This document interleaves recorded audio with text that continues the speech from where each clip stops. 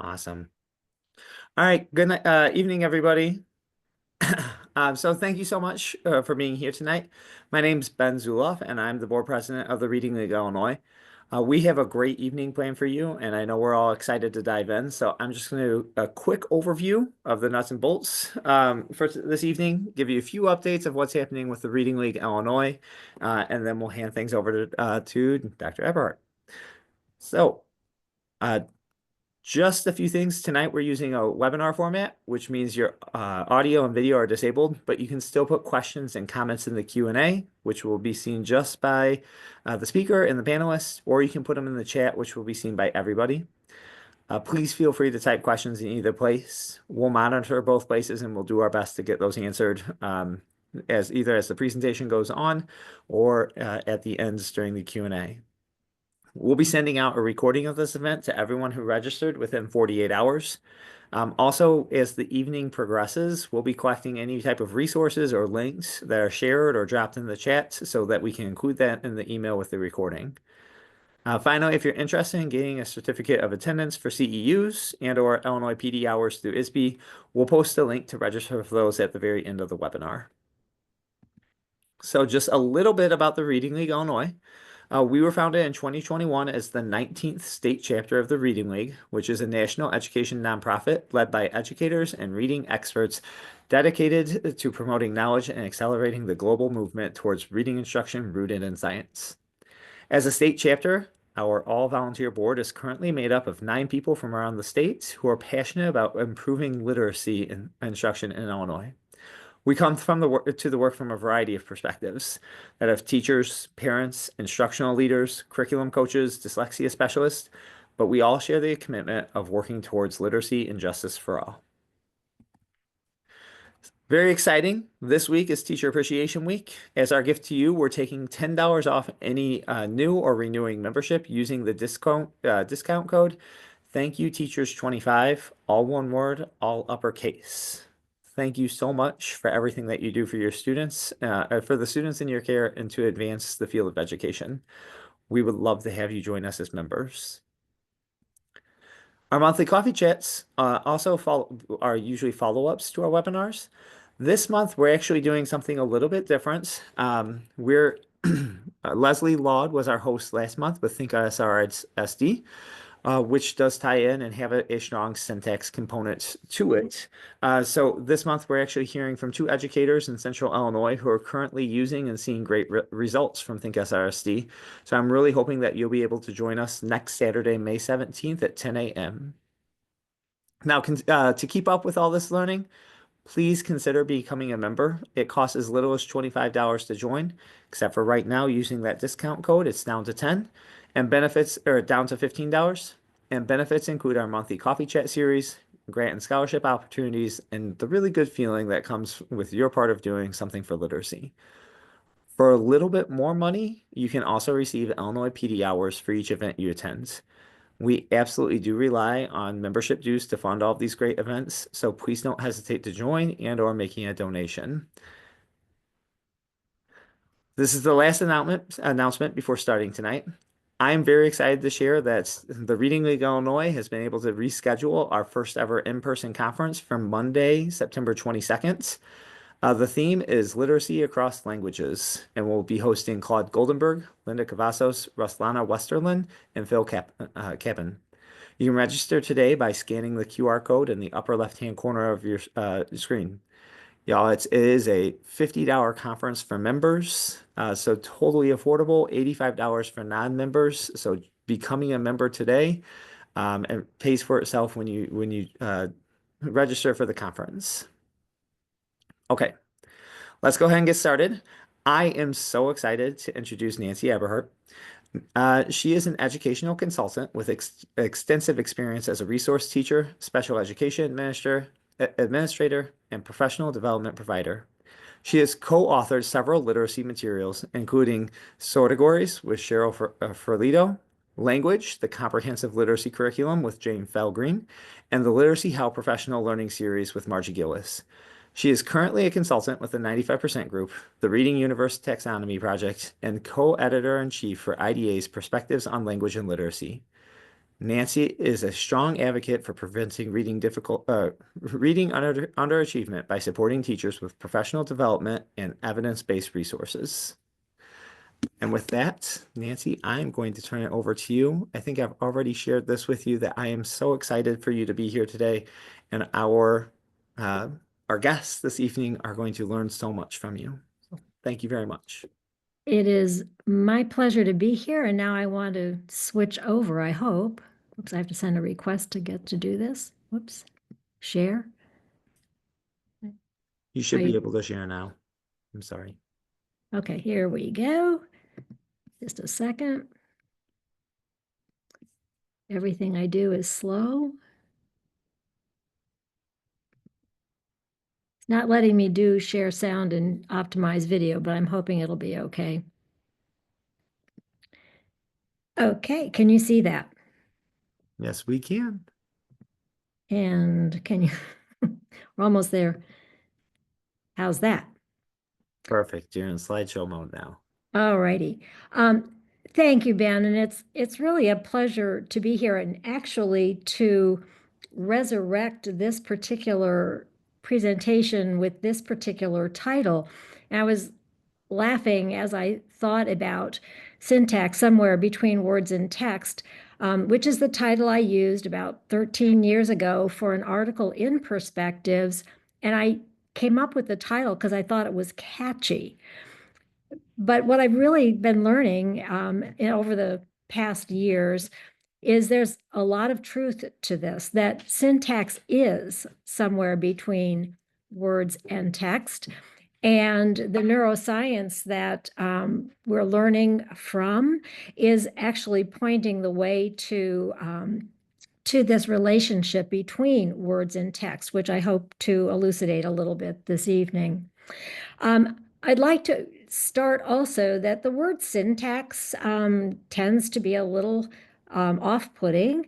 So I've been working on ways to try to make an analogy to help us understand it and where it fits in.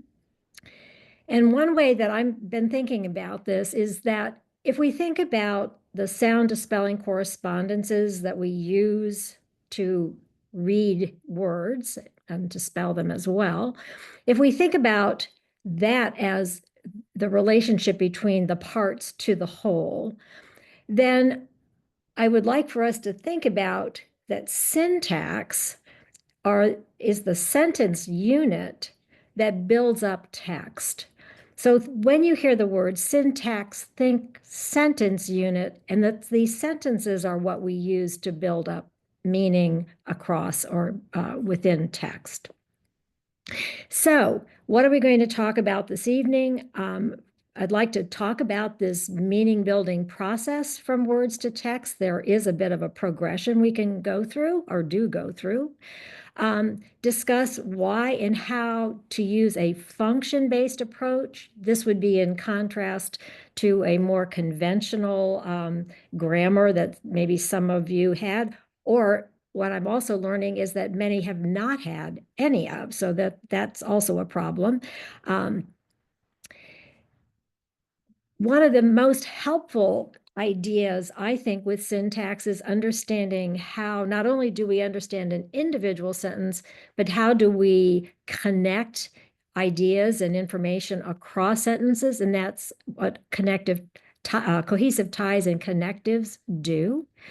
I'd really like to make a case tonight for starting instruction in syntax with beginning readers. Often we hear the reference to syntax for reading complex text, which indeed it is important to help us read complex text. But in fact, if we haven't laid the foundation early on that all text when we're reading should be making some kind of sense, then we've missed a huge opportunity by not starting early. And by the way, anything we're talking about that we would do with youngsters early, we can do with them when they get older. And then last but not least, and actually interspersed throughout, I want to talk about activities that can be used to help get some of the syntactic knowledge skills across particularly with relationship to using text. So I'm not going to go in a linear fashion through this agenda, but this is hopefully at the end of this, you'll see some elements of all of this by the time we get to the end. I thought it might be helpful just to orient us. Where is syntax in the reading rope? And it is solidly on the language comprehension portion, in that portion, and it is one of the language structures. And please note that it's there along with semantics, a point we'll be coming back to. I also want to talk about, so where is syntax in the simple view of reading? And this really relates to the analogy I was mentioning earlier, that we know that word reading times language comprehension equals reading comprehension. And on the word reading side, we know that we can take some letters and we can arrange them, and we can sometimes take the same letters and get different words like clam versus calm by just rearranging them. Well, there's a very similar situation with language comprehension, which we can take a couple of words, and by rearranging them, we could have blue sky, which means the color of the sky, or we could get sky blue, which is related to blue sky, but it has a different meaning because it's a shade of blue rather than the color of the sky itself. And it's this arrangement that is at the heart of the language comprehension, or the syntactic aspect of that. In these two sentences, notice what happens to meaning when we change the order of white and fence. In one case, he's painting a fence that's white, and in the other case, the fence is becoming white. So this ordering of words is central to what syntax is about. Steven Pinker, way back in 1994, told us that it is this order, this pattern of words that make up sentences, is how we convey our thoughts. And often used sentence is dog bites man, but by simply rearranging those words, man bites dog, we have a very different situation. And so keep in mind, it's this ability to rearrange that becomes, and the meaning that is changed or altered, is at the heart of this. One of the things that I've been really fascinated by in the last year or so, as I got to know neuroscientist Julie Van Dyke, and I'll be talking more about her in a little bit, is that comprehension relies on this predictable word order, that we kind of predict what's going to come next. And so one of the most fundamental orders is that, again, dog bites man. Whoops, I didn't mean to use that. I meant, well, anyway, dog bites man. That is a subject, verb, object order. Many of our sentences follow that order. And it's answering, really, though, three questions. Who, the dog, did what, bites, and to whom or what. And it's the man. And it's that anticipation of what's going to come next that drives our comprehension. So let's try this out for a moment. If I said the bat, I'm sure you're thinking of some bat. I'm not sure which kind of bat. But if I add one word, the bat flew, I bet you had a clarification of any ambiguity of which bat I might be thinking about here. The one that would likely fly is the animal. And by just adding that next word, I now could probably predict what the answer to where might be, like out of the cave, or when, at night. But by changing the word that comes after bat, the bat hit, now I'm anticipating that object. What did it hit? That's subject, verb, object pattern. And now I'm probably thinking of a bat for baseball, and the what might be a ball, and where might be hit the ball out of the ballpark. So it's this predicting, this anticipating what's coming next, that's very important when we start to talk about syntax. And this is not to suggest that we're supposed to be guessing what's coming next, but what it really is presenting to us is the reality that we are adding up or building meaning even for an earlier word in the sentence, and our that is how we process language. That is documented through neuroscience. So syntax and semantics are related. We saw that on the reading rope. And sentences can be syntactically correct, but semantically meaningless. And I Googled this because I wanted to get a good sentence. And this is what came up. Colorless green ideas sleep furiously. Now, that is syntactically correct, but semantically meaningless because we have ideas and sleep. We have a what did it, did what. So we need to remember that syntax provides the structure, that anticipated order, but semantics is going to provide the meaning and the interpretation within that framework. This is why I think it's essential that we start from the very beginning with kids, that they begin to expect that the words on the page that they can read, even in the early decodable material, has meaning. And sometimes it might be silly meaning, but it's still meaning. The good news is we are getting increasing amount of research that is indicating that the more students know about sentences, the better their comprehension is going to be. And in the recent issue of Perspectives from IDA, which I'll be talking more about later, I think this really is compelling that sentence level abilities made just as large a contribution as their word reading gains in reading comprehension. If there is nothing else that should motivate us to do more at the sentence level, it would be this quote. And it doesn't make sense to wait until we finished working on decoding to work on sentence level comprehension. And probably one of the most quoted quotes is this from Cheryl Scott, that if a reader can't derive meaning from an individual sentence that makes up a text, it's going to be a major obstacle in text level comprehension. And I just want to make a comment. I think a lot of this, we're doing syntax to read complex text, came about when the Common Core State Standards came out, and we wanted to raise the difficulty level of the text. You can raise the difficulty level of the text as much as we want, but if we haven't taught kids how to unpack the basic meaning of individual sentences, it doesn't matter. They're not going to be able to make sense of it. I love this graphic from Nancy Hennessy's Blueprint for Comprehension. That's not the accurate title, but those of you who know Nancy Hennessy know what the title really is. And she lays out this progression from words to phrases to clauses to sentences and ultimately to text. So the title, Syntax is somewhere between words and text, is indeed correct because it's phrases, clauses, and sentences that is what syntax is all about.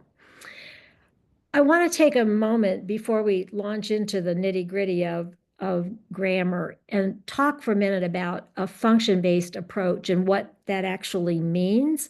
And it's really to contrast with what is we typically think about, which is a more conventional terminology approach to what the parts of a sentence are or the parts of speech are.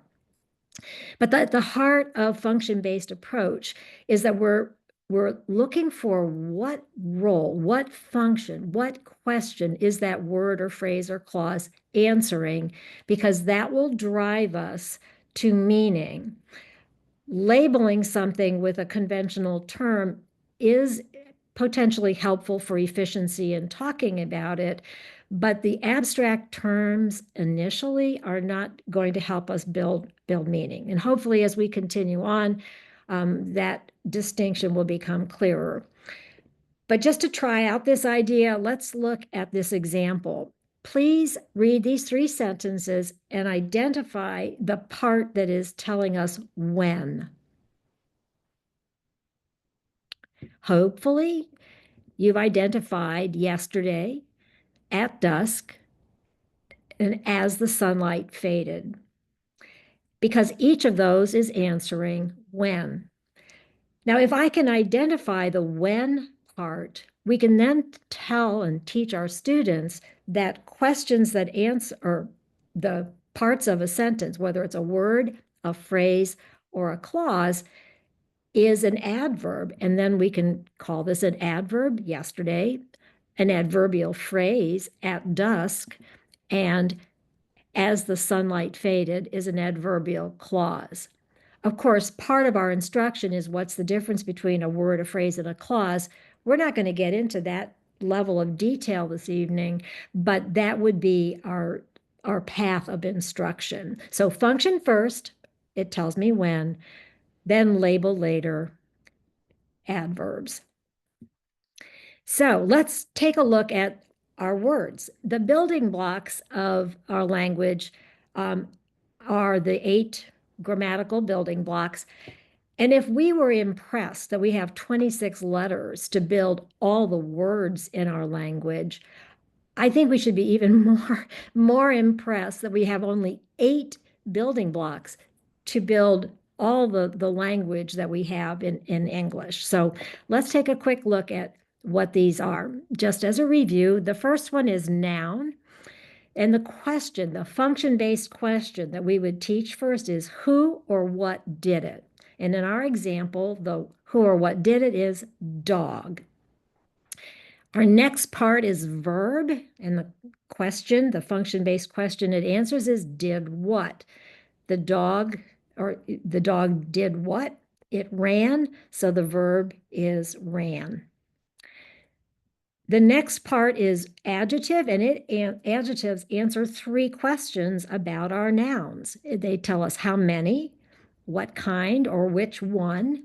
So in this sample sentence, 3 dogs on the thing is covering it up here. On leashes walked, that's a little awkward, but we have how many? 3, what kind? Fluffy, and which ones they're the ones on the leash. And just as a point of reference, the which one adjective form always comes after the noun that it's modifying, and therefore it's going to typically be a prepositional phrase. Oops. Um, then we have adverbs, and they answer 4 questions: where, when, how, and why. So after the snow, the dogs got this position. I've got to move this phone up there. There we go. Ran excitedly. So we have only 2 of those 4 questions answered. After the snow is when, and how they did it is excitedly. We could probably add where and why. And then prepositions show the relationship between words. So the dog with a bushy tail, with is showing us the relationship between the dog and the tail. Ran in the field, in the preposition is showing us the relationship between the action and the field where the running is taking place.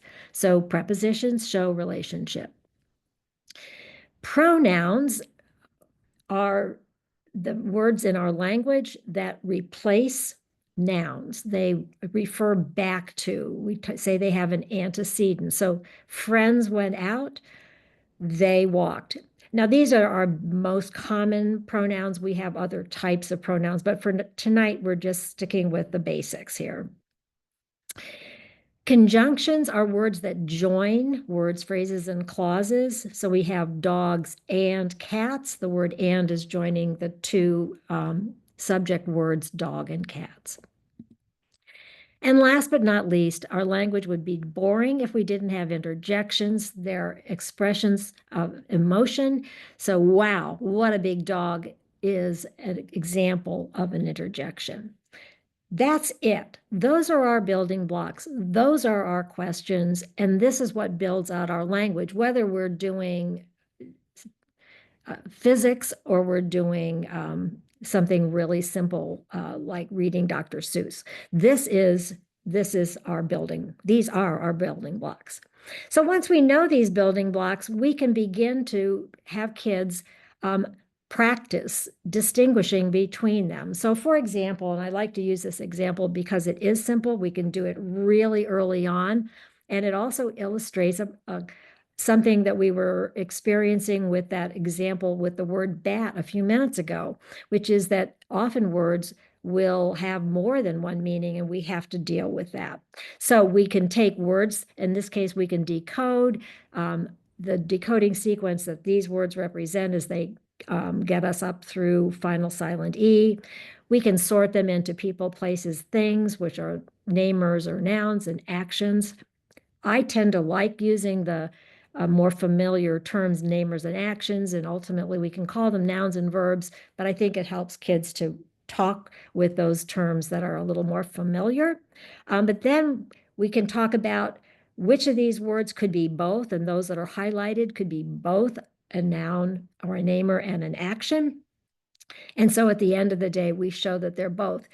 Why would this be important? Because we really want from the early on to be having students anticipate that they're not necessarily going to have a single meaning for a word, even if they're the simple words in our early decoding phases. And this example is going to talk more about this later as well. There's a wonderful partnership between Whole Phonics and ReadWorks where we're building a whole unit of activity where students read a book and pull out the who's and did what's right out of the story. Does it have to be Whole Phonics and ReadWorks? Absolutely not. But I'm just showing this as an example that you can do to practice this skill. So then we go to phrases. They can be noun phrases, verb phrases, and prepositional phrases. But what is important about a phrase? So, question, are these nouns or verbs? Well, I suspect many of you are saying it depends. And indeed, it does depend because unless we put it into some kind of context, you don't know if this plant is the green leafy thing that grows in the yard, or is the action of putting the seed into the ground. You don't know if a wish is, I'm going to make a wish because it's my birthday, or it's an action of, I wish I could do that.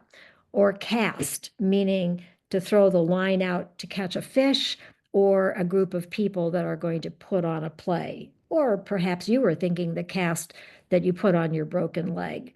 So the point here is we can't know the meaning of the words until we go from or get into a context. It doesn't have to be a sentence. It could be just a phrase. So words with multiple meanings, of which we have many in English, require a context to determine the meaning. For example, the word season could be a part of a year, a component of a year, or a flavor in food. I don't know which meaning we are talking about unless I get it into a sentence.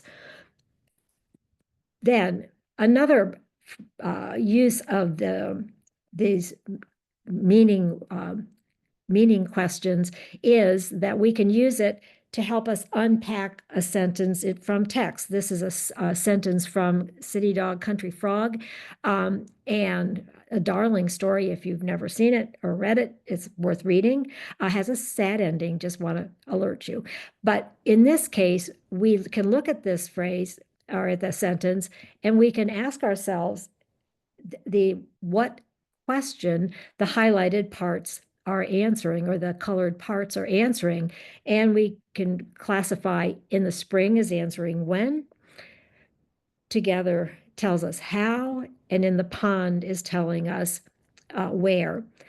Now, I'm really doing this for two reasons. One, we can show that parts of sentences have meaningful components that we can classify this way. But as we have kids work on recognizing these meaning-based phrases, we are working towards improving their fluency because the ability to recognize and parse the sentences into these meaning units contributes to improving their fluency, improving students' fluency, and with that, improving comprehension.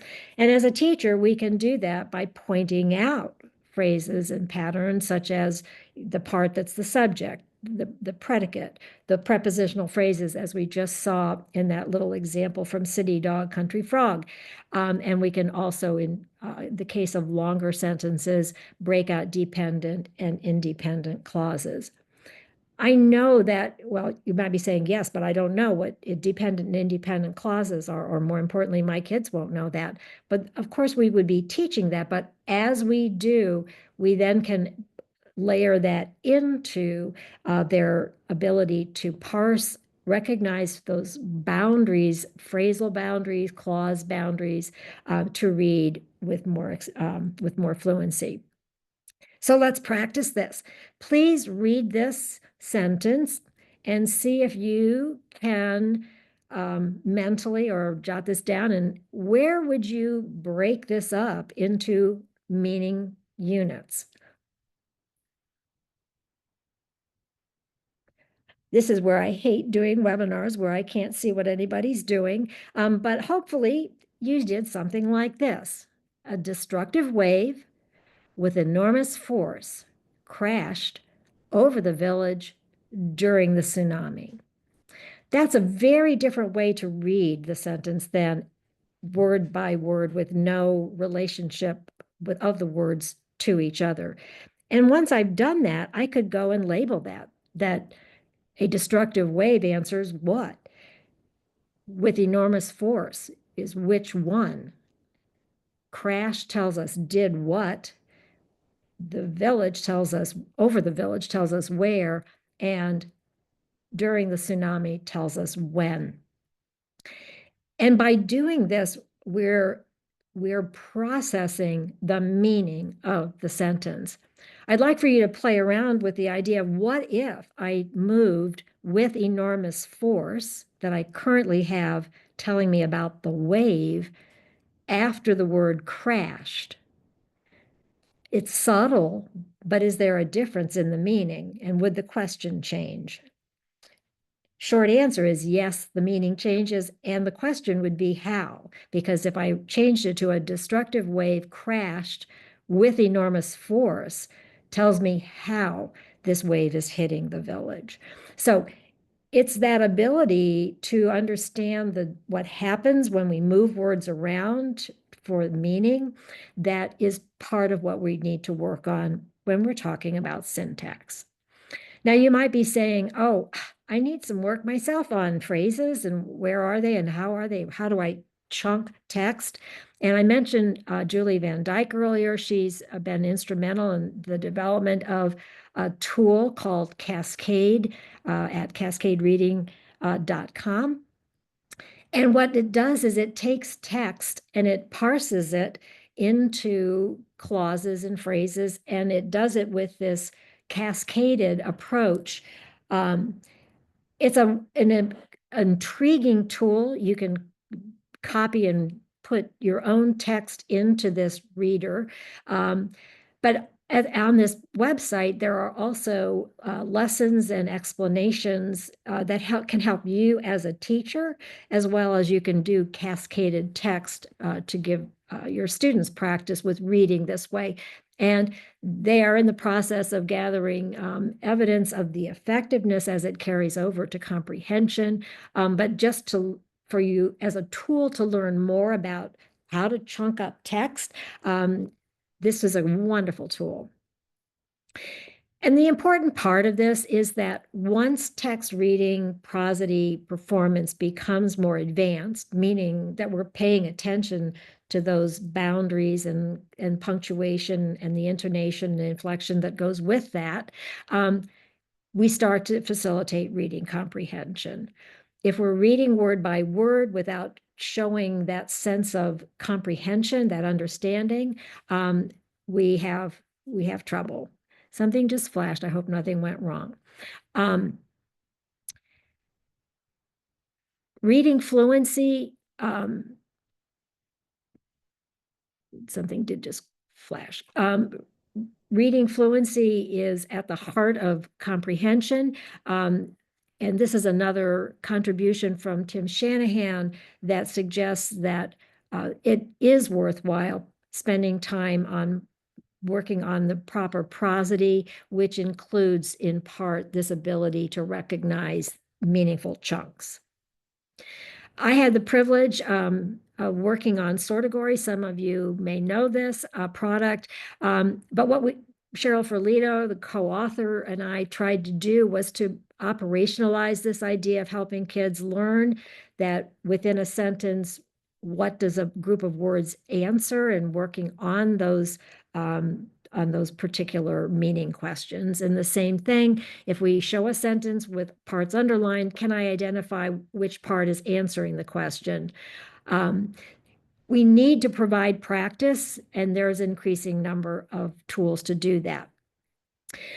I would like to show you this video from my colleague Margie Gillis Literacy How team. And one of the things that Elke, the teacher who's in this lesson, is illustrating is how even without words, we can practice the oral language practice and preparation for being able to translate this into print or to ultimately to read print. So I'm going to try to play this, and if it doesn't work, we won't watch it. Using the right weight matters. The Body Pod lets you easily understand what is the fastest way to reach your health and fitness goals. Okay. Along a little bit. So now we have who's and we have do's. And in order to make a sentence, you have to have a who and a do. You get to choose who you want to talk about and what they're going to do. And we're going to start off our sentence where we're going to say with a capital letter. So now say this. The frog swims. Good. You want to use it? Pull that over. All right. And look what you said, swims. And that's so great. Guess what I have? I have your S there because we don't say the frog swim. We say the frog Swims. And then what do I have to, what do you think is on my last card? All right. Can you say your sentence now? Go ahead and say it. Frog swims. Have your students say it. You're the teacher. Say, okay, everybody say the sentence. Okay, everybody, sing the sentence. The frog swims. Now, can you add to it for me? Can you tell me where he swims? Who could tell me where he swims? In the pond? Yeah. Okay, let me put these out. In the pond. Here. Good. Let's read that sentence now. Ready and go. The frog swims in the pond. I'm going to change it to this. Now, what does the sentence say? Read the sentence to me. The frog swims. Let's go back to in the pond. Let's change it to not just in the pond. Let's change it to in the big. You want it to be big or little? Big. The big pond. Okay. Ready? Go ahead. The frog swims in the big pond. Now, let's say this together. The frogs. And then let's say this. Swim. And then let's say all of this together in the big pond. So say that as a chunk. Ready? We're going to do it this way. The frogs. And instead of saying the frogs, say the frogs swim in the big pond. Say it this way. In the big pond. Good. We could just watch that all night, but I'd like to keep moving. There are just a number of things that you can see going on there. And I was thinking, Ben, of our comment earlier about multilingual language learners that this is really the kind of practice and modeling that helps to acquire the prosody of English. So, were you going to say something? Nope, I just wanted you to know I was following along with yes, absolutely. That's yes. Okay, good. So anyway, whoops, there we go. Let's keep moving. So changing topics. We've talked about the phrasing, the meaning questions. I would like to talk a little bit now about cohesion, text cohesion, and why this is important. And what cohesion is all about is how one sentence relates to another, and that's really an important way that we understand our text. So I like to think about cohesion as where grammar and comprehension meet. It requires the reader to use the grammatical and semantic links, which we're going to call cohesive ties within the text to connect meaning across sentences. And this is where we get from words to text or from sentences to text, is that sentences by themselves is not what we're going to find in most textbooks or in most books that we read. Nancy Hennessy did a really lovely job of sorting out these cohesive devices into those she labels cohesive ties. Not just Nancy, but she did this for us. Others refer to it this way too. And connectives. What's the difference? The cohesive ties are the repetition of a word in text, pronouns, and a substitution like a synonym. Connectives are the words like conjunctions, prepositions, and adverbs, and we'll take a look at each type here. Those in our table were the ones pretty far down, the prepositions, pronouns, and conjunctions, answering and having particular functions. So, for example, the pronoun as a cohesive tie is, in this sentence, the parrot's feathers match the tree's leaves. The word they is referring back to the feathers. We can also, in our use of languages, going from sentence to sentence, use a synonym so we don't keep saying the same word over again. So we use berries in the first sentence, but use the ripe fruit in the second, meaning the same thing as berries. How can we teach this to young children? Well, we use a pocket chart, or we used to anyway, or the movable tiles on a board to illustrate this, these manipulatives.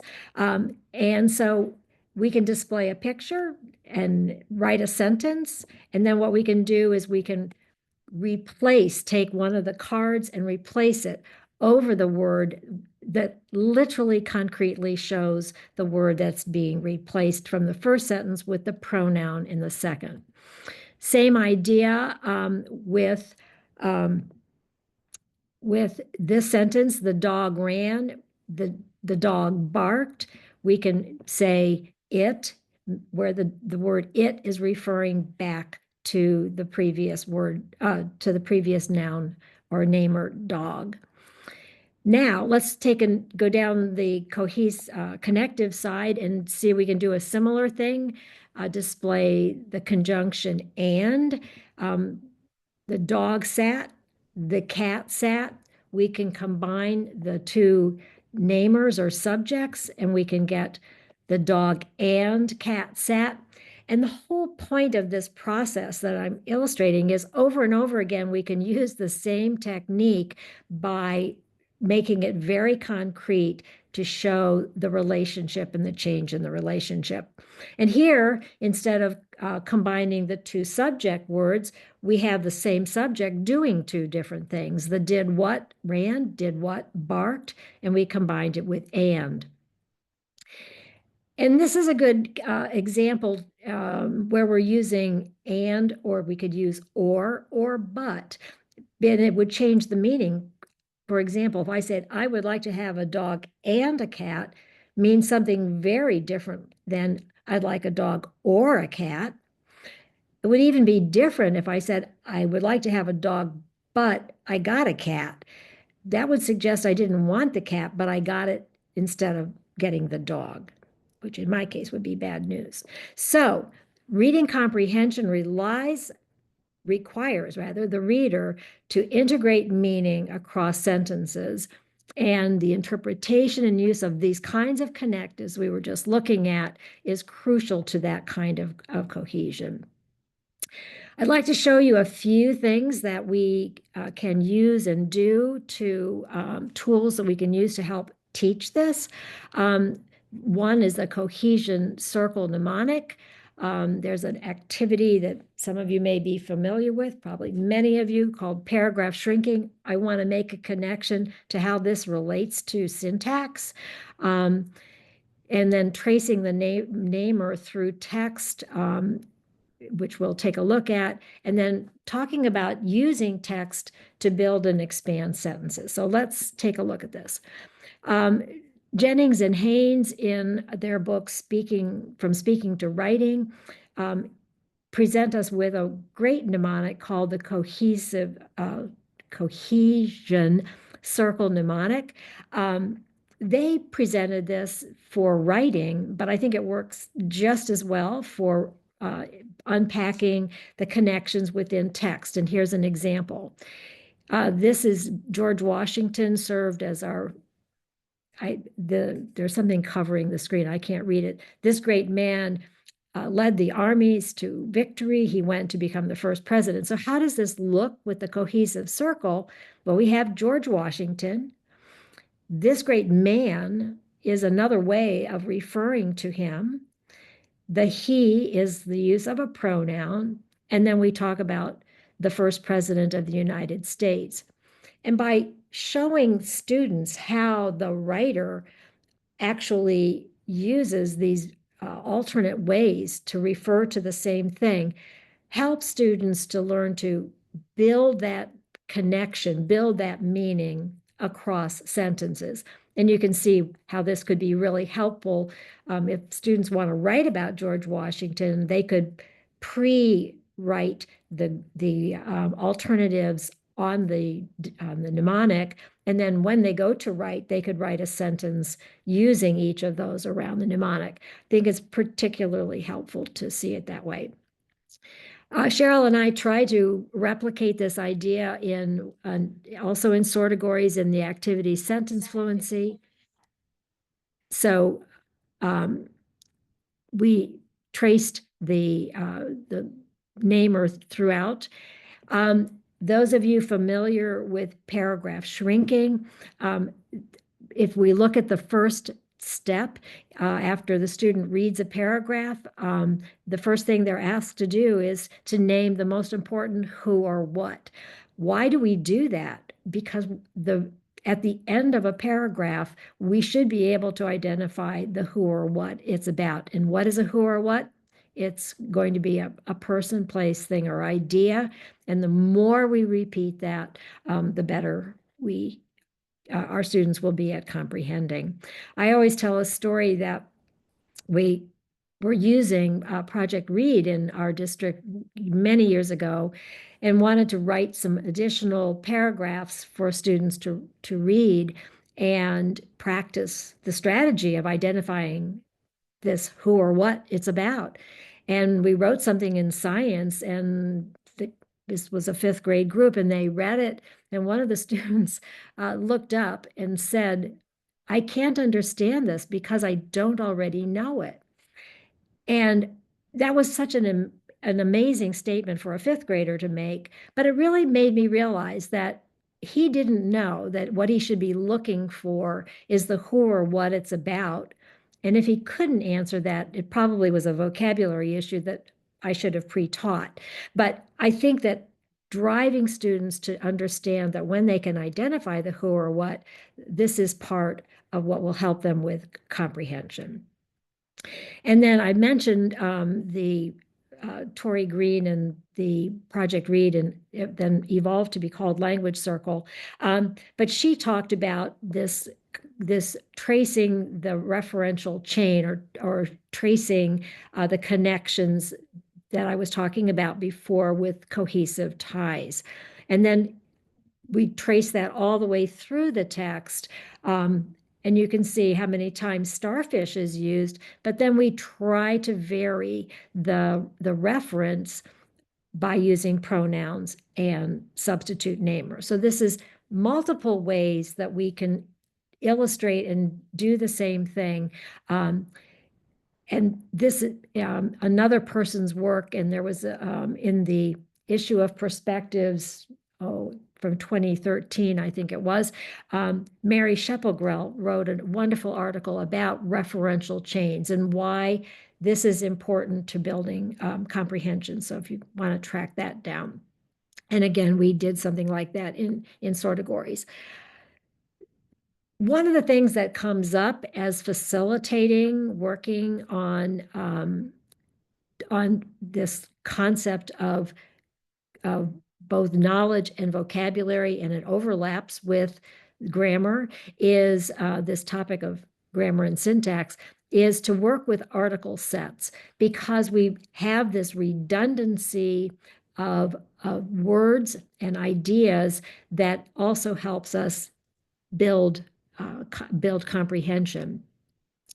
So I'm really fond of using ReadWorks. I came to learn about it through Margie Gillis when we were working on writing the Literacy How Professional Learning Series books, and we were able to use their free articles. I'm sure many of you are familiar with this. If you are not, I can't recommend them highly enough. And they do a lot of work on article sets. But this article about, excuse me, about hurricanes, the students read the article, and then we can ask the questions, select the vocabulary that, and again, I've covered this up. Let me just move this over according to their function. And so I'm going to move this here. Okay. So who or what did it? And what are some words we can pull out of the article? And we might pull out, and then the did what are some actions? And the words that we might pull out are hurricane, storms, and wind. What are some actions? And then once we have our words pulled out from the text that are the namers and the did whats, our actions, we have our building blocks to do what? To write sentences about the text. And so I think we can actually have time to watch this. Are we doing okay on time? I hope. Yep, doing great. Get early access to Big Fig's Memorial Day Sleepalooza sale. With 25% off all mattresses, it's your ticket to Good to see you again. Today, we're going to read an article, and it's about a type of weather. Okay, so let me pass that article out to each of you. What type of weather is it that we're doing? Hurricane. A hurricane, right. We're going to be writing sentences. And so if we're talking about who-dos, right? Let's first start talking about the who, or the noun. What are we talking about in this story, in this article? Hurricanes, right? We're talking about hurricanes. Let's take a look at some of the actions that hurricanes do. What's the who do? What are they doing? What's the verb? So who can take a look and start with that first sentence, or and go on and find an action word for me? Move. One is move. That one is move. All right, so everybody, can you circle move? And I'm going to put move up here as well. We have our who. We have our do. Does anybody see something else that they do before that sentence that said that they move? Form over the ocean. Yeah, and so the word is form. Circle the word form. What does that mean, to form? How would you explain that word to like a kindergartner or something? Yeah. Form means how like a little caterpillar goes from a caterpillar to a butterfly. It That's forms like into, so it kind of evolves. Whoa, that's a really good. It evolves.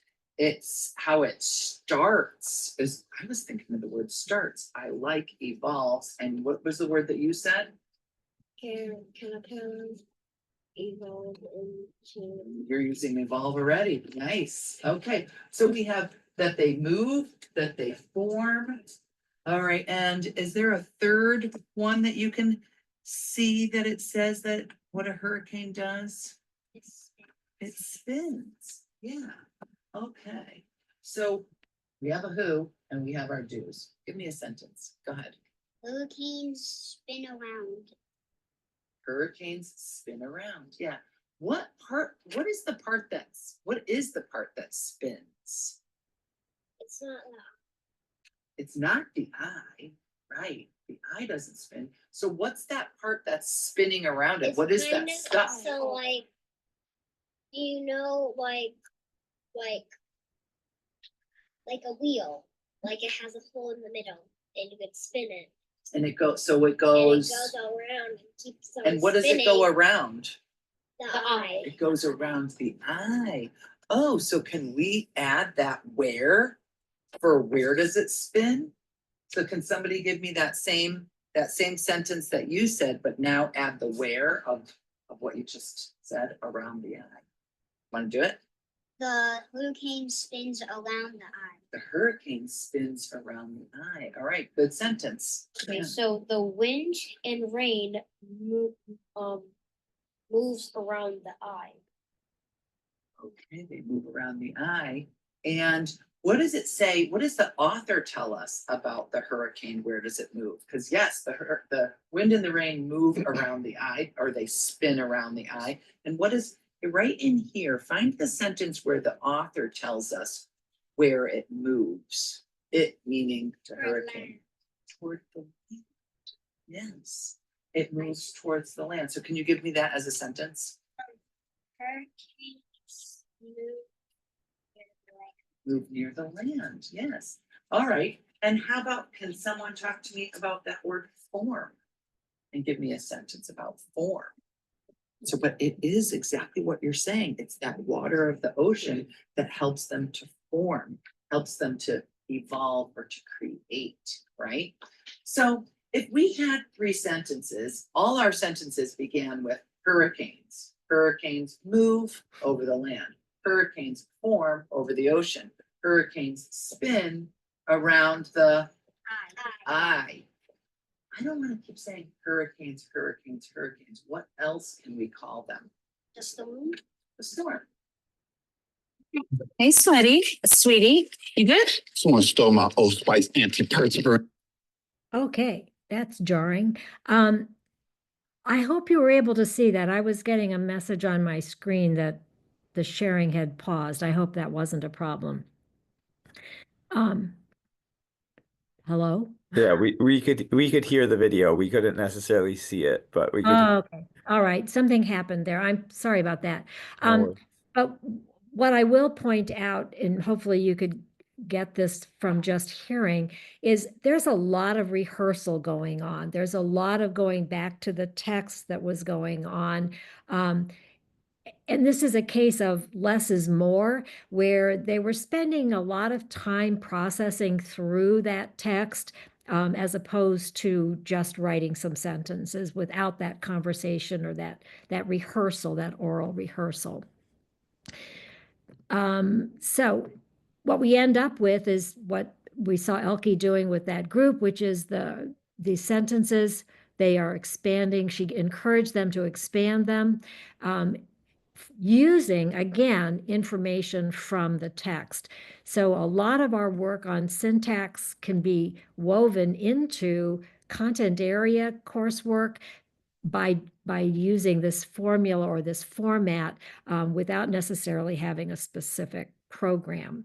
And then this is, again, how we end up writing. A very significant resource that's out there, from our person attending from Australia, is the Syntax Project. These are available, for my understanding, for free, and at least I've seen them and use them for free.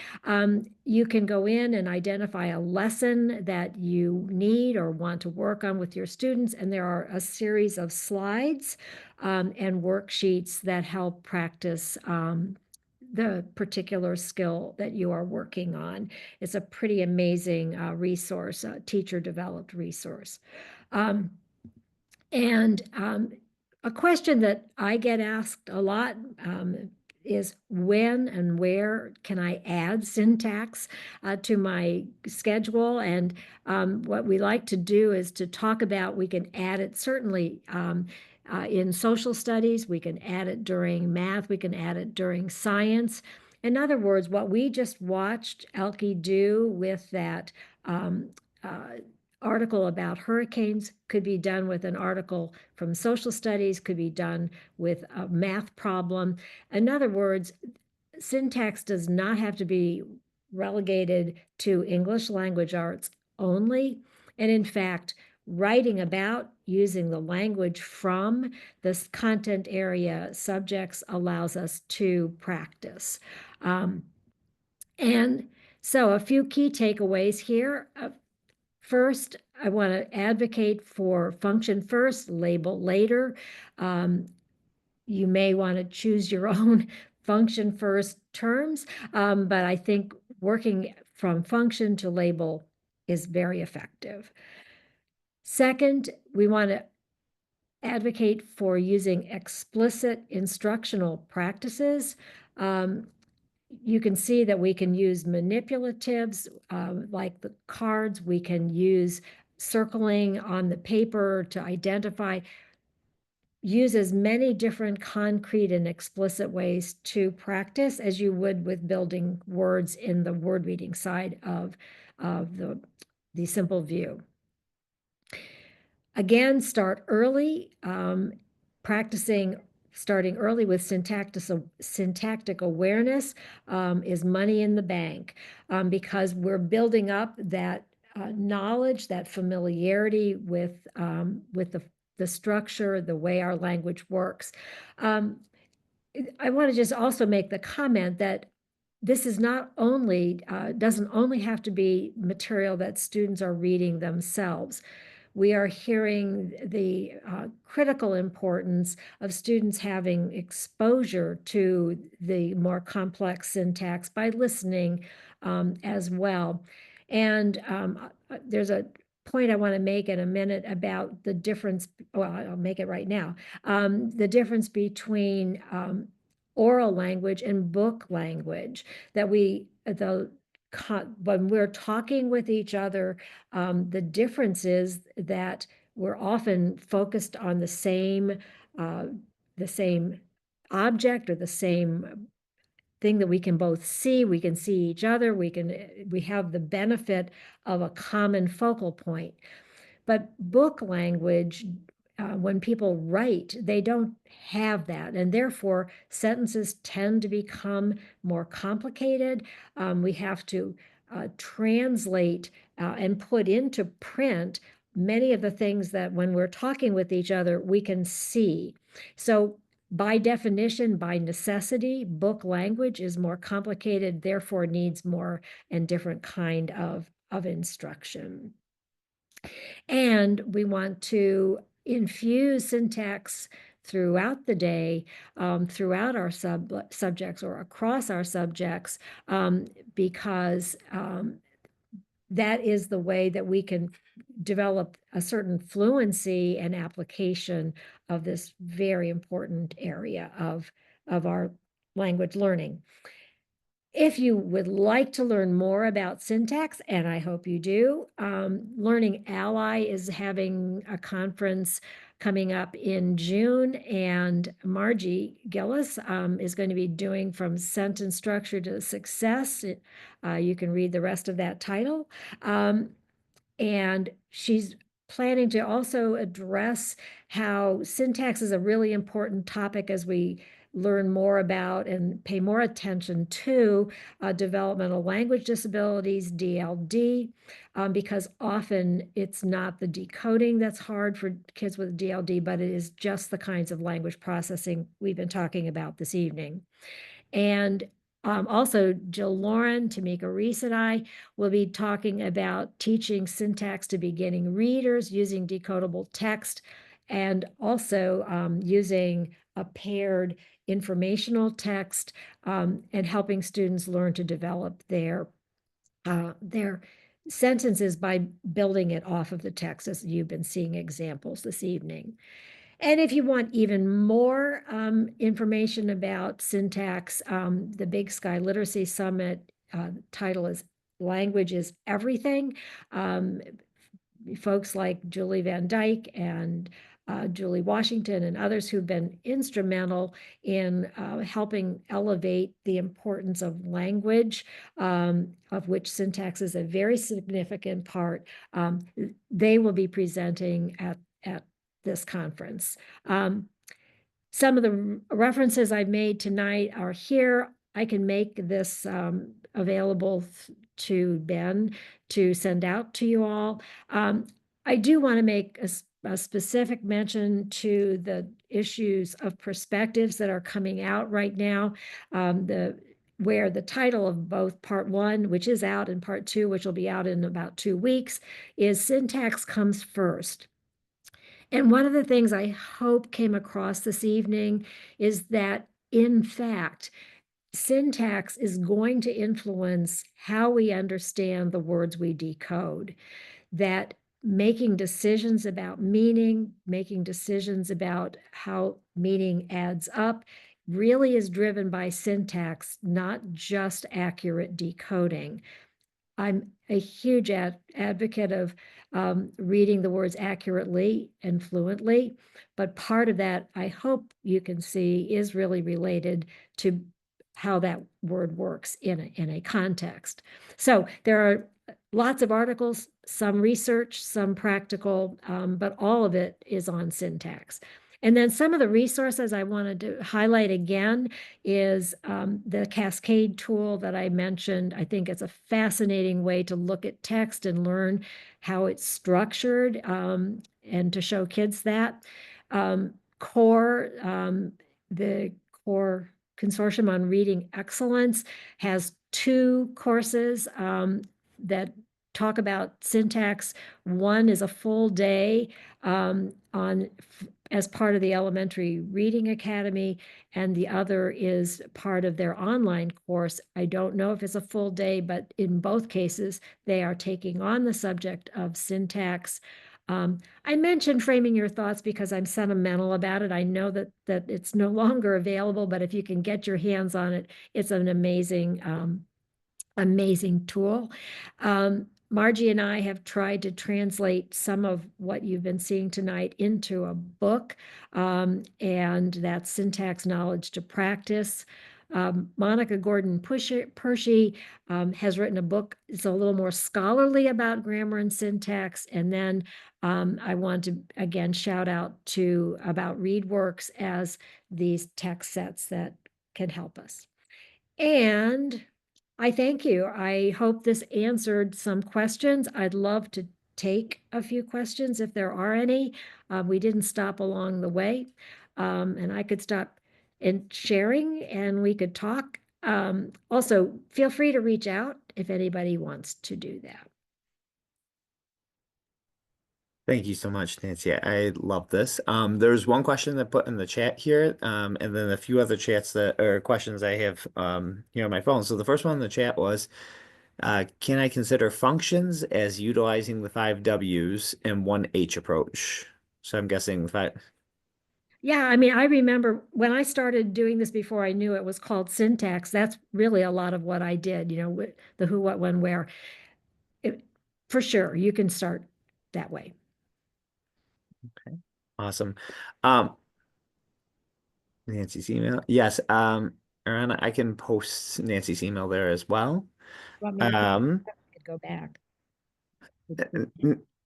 I'm going to be selfish and ask a few questions for myself. Nancy, some of the things that you had said tonight are so far and beyond many teachers with whom I've worked, their current knowledge or current level of knowledge. So I guess if you shared a lot of resources, where might you start in helping teachers learn some of the information that you had shared tonight? Well, that's a very good question. not to be self-serving, but I think the literacy, how syntax knowledge to practice is one of the, I, and I've been told this is one of the simplest, if you will, most direct, get to the point about what is this and how can I teach it for beginning readers. So I think that is a good resource.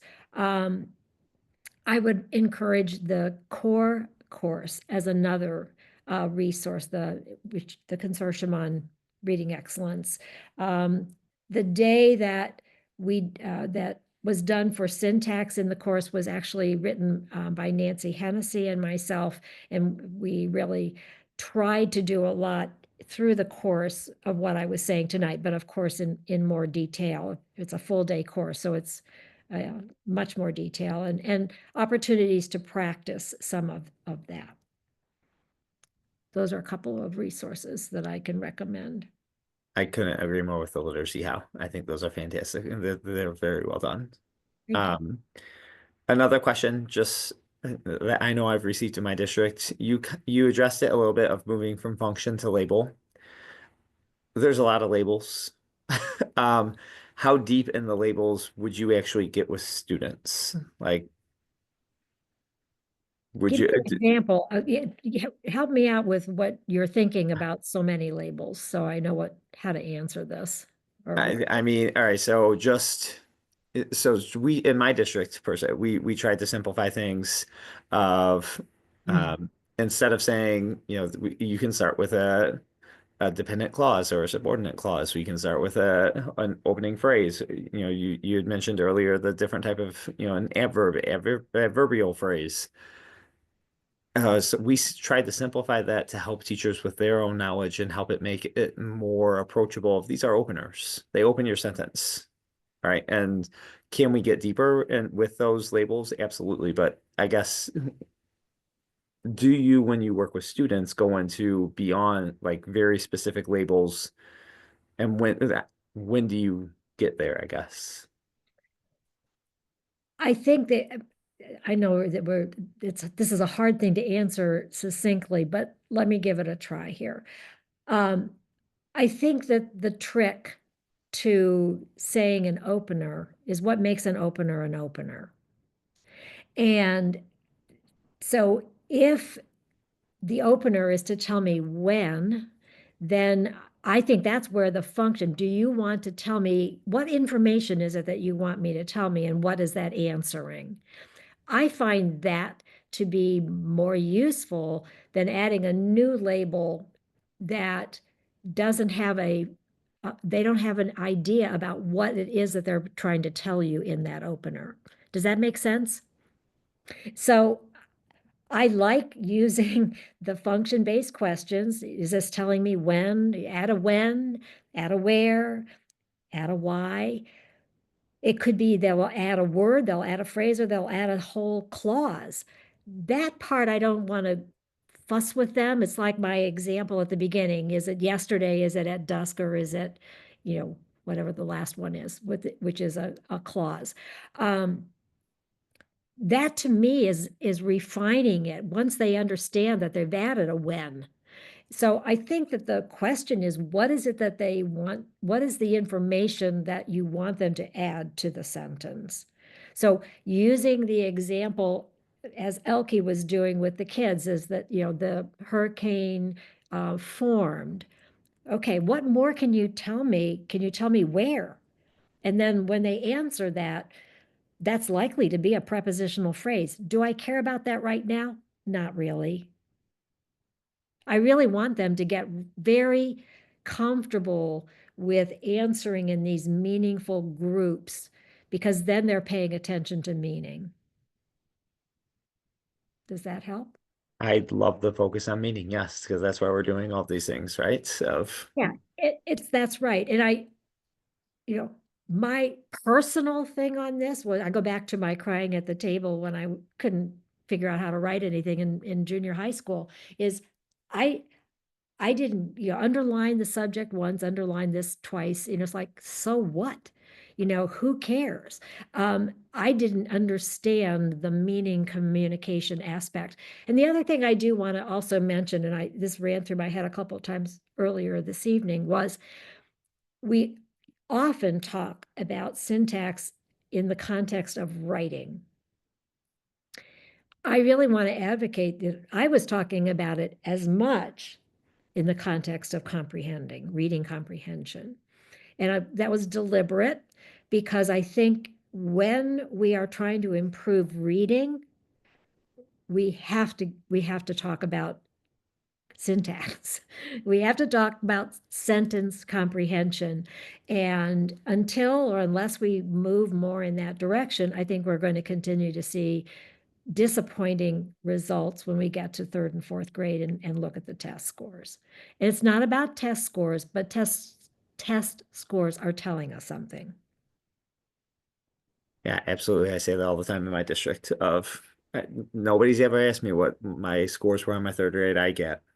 Um, but they tell me how I'm understanding what's being taught to me and how I'm able to apply it. Another question that came through the chat is, and maybe this is, I don't know how, if it's too vague, but just, just some common myths about language comprehension instruction, since we started with simple view of reading, some common myths that you've addressed through your syntax work. Common myths. Oh, gee, I've never heard that put that way before. I don't know that I've heard myths. I think I've heard probably one of the most disturbing things I heard was in the Writing Next report that was a meta-analysis maybe, I don't know, 15, 20 years ago. Many of you may not have been born then, but I was around. And what was said in that ended up being a very damning statement, which is that, teaching grammar doesn't help. But that was the first sentence. But if you kept reading the paragraph, the end of the paragraph said, as we've been doing it. And if you peel that apart, what they were really getting at is kind of the points we've been talking about this evening, which is if it's about labeling, if it's about terminology, it's not really driving us to the comprehension or the communicative value of writing a better sentence. Or like the sentence I used where, what if we moved with enormous force? Just play with what happens to our meaning. I think that's where the activity of sentence combining can be so powerful because, and again, take a sentence and cut it up and literally move it around and take and try it several different ways. And what were you trying to tell us? I go back to this less is more. Sometimes we need to puzzle over something for the kids to get, oh, that's why I'm even doing this. So I don't know that I would call it a myth, but I think that there is misinformation about the value and dismissing it. And I think now we have an even more dangerous situation, which is we have generations of teachers who haven't been taught any of this. They didn't grow up learning it, they didn't go through school learning it, and now they're trying to teach it. And so there's a huge information gap, knowledge gap in what they need to know in order to be able to do it. Not their fault. I mean, that's one of the questions. Margie and I took a Q&A approach to our article in Perspectives, and the first question, I can't teach what I don't know. You're right, you can't. So I think trying to not bite off too much, trying to keep this fairly focused. If kids at the end of what they read can tell you who or what it's about, sometimes that's a huge amount of progress. I refer to it as the deer in the headlight look when they read and they look up and they have no idea. And that's our job, to be sure that they have an idea about it. So how can we drive in that direction? So I'm not sure that answered your myth question, but that was kind of where I'm coming from on this. No, absolutely. I mean, when I was starting my dissertation, writing next was definitely something. And so sentence combining was actually the recommendation for grammar instruction. And actually one of the colleagues in my cohort wrote contextualized grammar instruction, which I think is what you would Right. Right. But where I part company with sentence combining is you can't combine sentences until you know what you're combining. And so that example of with the cat and the dog, that's really simple. You can take sentences from a text where you want to work on the comprehension of something more meaningful than a cat and dog. But understanding that why I would combine cat and dog, and that would make a compound subject, we need to understand that the cat and the dog are the subjects that we're combining. So to that extent, we have to get conversant enough with the parts to know what we're combining.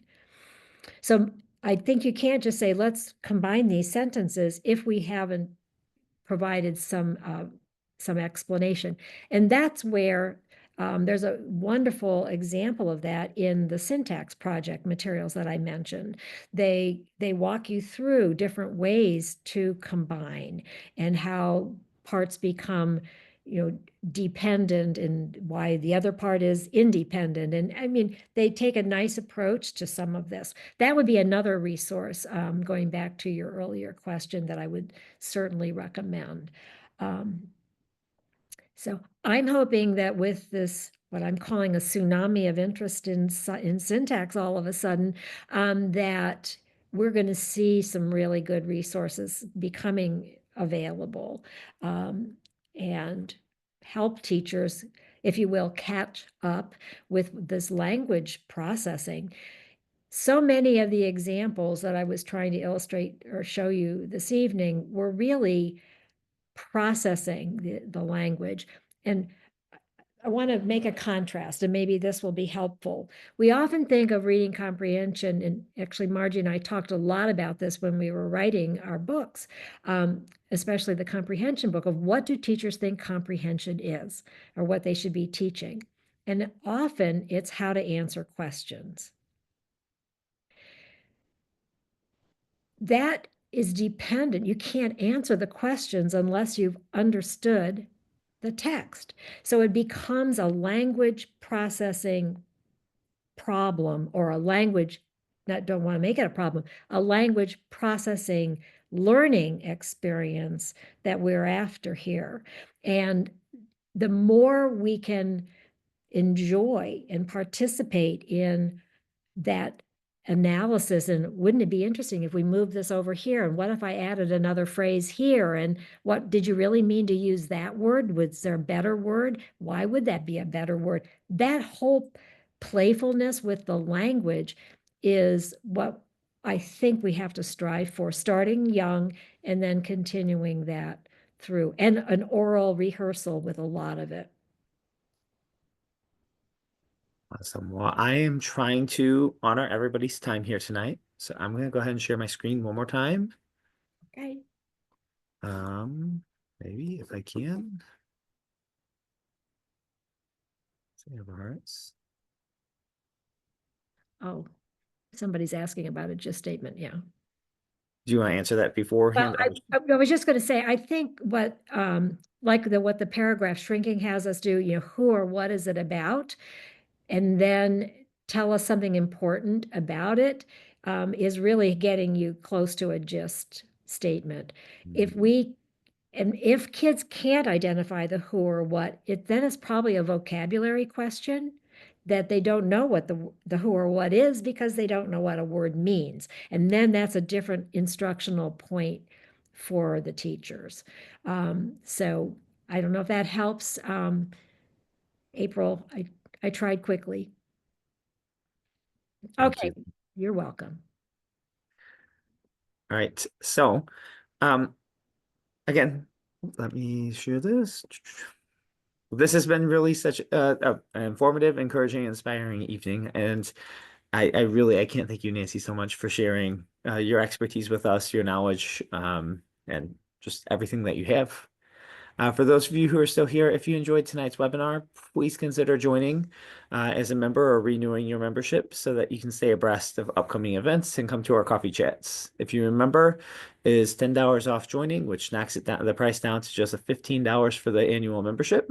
You can go to our website and click join us or scan the QR code and it'll take you directly to that membership form where you can become a member or just make a donation if you prefer. Finally, for those of you who'd like to earn CEUs or Illinois PD hours for tonight's events, there's a link to the form with a QR code here. To verify that you attended the full webinar, it'll ask you for a secret phrase, which is syntax. A PD certificate will be emailed to you for the CEUs, and then for Illinois PD hours, we'll email you the evaluation form from ISB, and you'll need to fill that out and return that to us. Nancy, thank you again so much for sharing your time and knowledge this evening. And thank you, audience members, for being here, for showing up for the students in your care, and for your commitment to helping every child learn to read. Have a wonderful evening, everyone.